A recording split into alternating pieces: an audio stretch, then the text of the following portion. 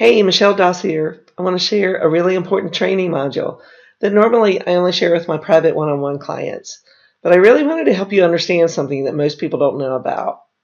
This video isn't meant to scare you or create some sort of fear, but it's meant to inform you of what's happening in the area of key talent search these days. See, there's an underlying generational reason you're not getting the kind of attention others around you are getting, and why your performance reviews and raises are just mediocre, and why you're getting stuck in a high-producing but not so rewarding position.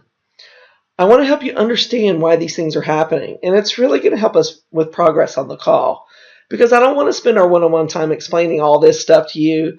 I'd rather spend it learning as much as possible about your unique situation and how we can tailor the fix to you specifically. First of all, I know there are a lot of people mentoring and coaching corporate professionals on career advancement.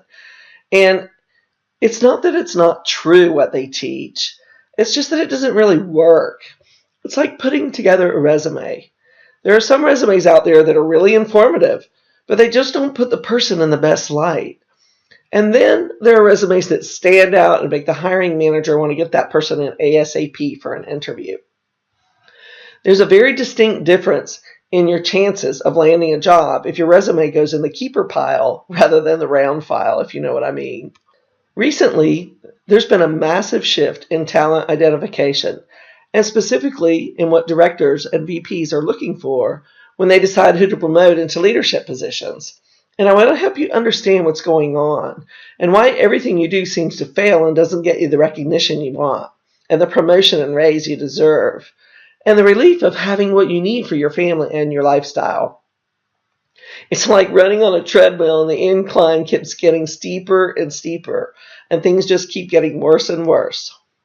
So let's go back a bit. Back in our parents' days, or maybe even our grandparents' days, employees worked at the same company for their entire career.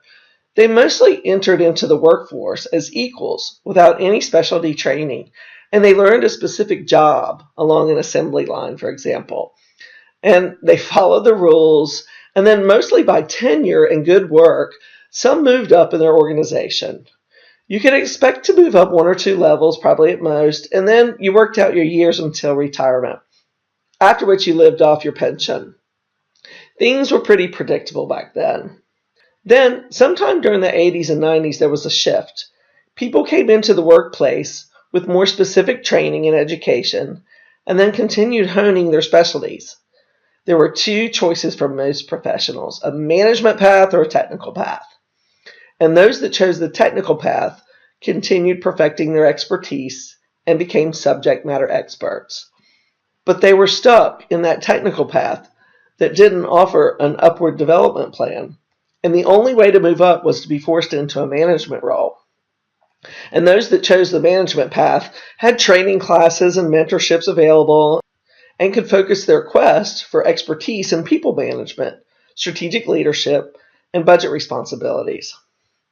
Then, in the early 2000s, another shift happened, where technical experts began demanding career paths for themselves. And many companies responded by creating levels of advancement along a technical compendium. Those who aspired to be the go-to expert in their field could expect to move up the ladder and obtain increasing senior titles and salaries to go along with. Corporations then had somewhat of a balance for employees that wanted to move up, and there became a good equilibrium in most organizations of career paths for everyone. And then the economic downturn happened in 2008, and companies began slashing their budgets. Their first response was to cut all the non-essential internal and external services, like employee training. So all the folks on the management path lost that support. The second thing that happened was many of the mid-level managers and directors were let go. Companies thought they could manage with top execs to lead and worker bees to do all the work, and they could save money by no longer having to pay all those mid-level salaries. The problem with that is they let all the institutional knowledge in how to manage and lead people walk out the door. This generation of leaders that had the support of training and mentorship in leading people was now gone. So the worker bees took on more work, and the leaders took more of what little profits were left. and there was little left in the coffers for raises and promotions.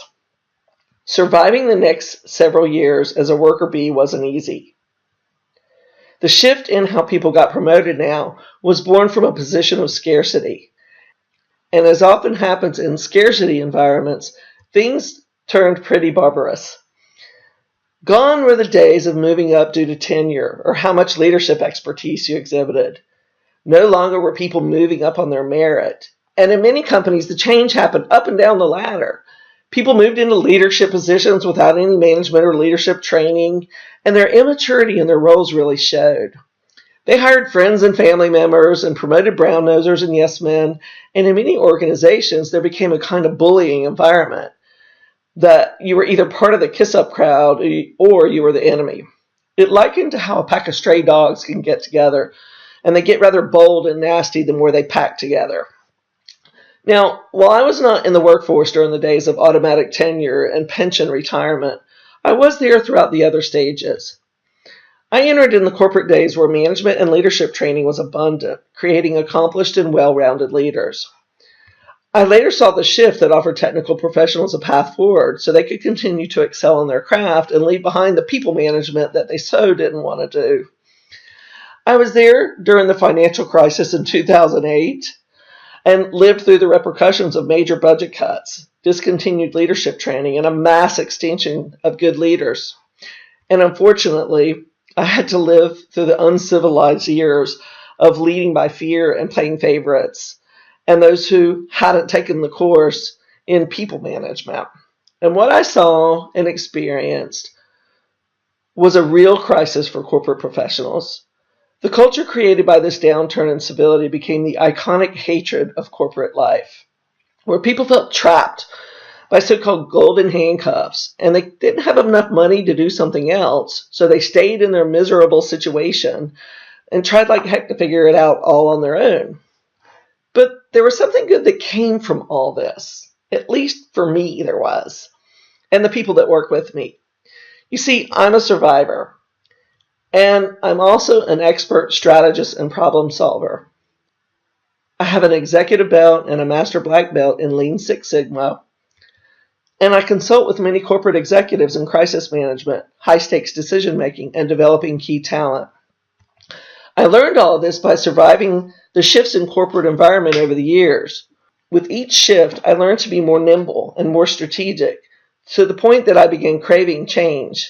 So I became an expert in enterprise change management and in culture survival through mergers and acquisitions.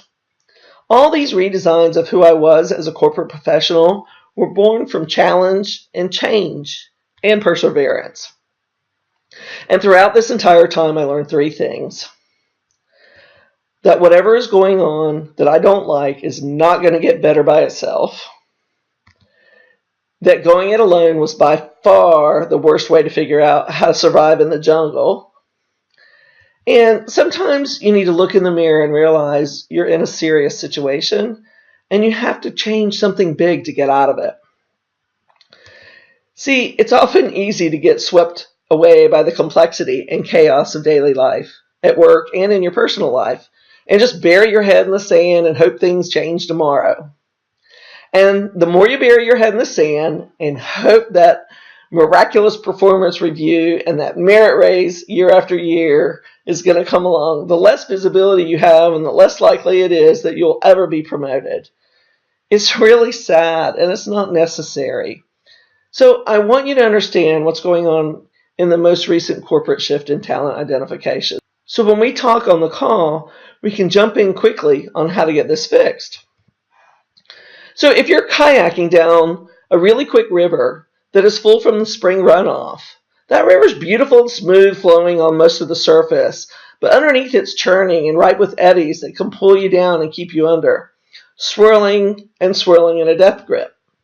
If you know how to maneuver along the river, choosing the proper lanes through each rapid, you'll have an exhilarating and a rewarding ride. But if you don't know how to read the river and you choose the wrong path through a rapid, or worse yet, try to power through when you should be working with the flow of water, you can easily get swept under and possibly stuck in a dangerous whirlpool that keeps you under, unable to surface. I sometimes feel like that when things got bad for me, and I want you to know there's a way out of the eddy. There's a way to strategize your way out so you can pop back up on top and get that life-giving breath in your lungs and continue on down the river, knowing you have the right information to work your way through those rapids without fear of getting pulled down again. So there's a way to understand the current corporate culture and even to thrive in it. And there's a way to get leaders in your company to really see you stand out amongst your peers. There's a way for them to be talking you up in the boardroom and suggesting you for the next strategic company project.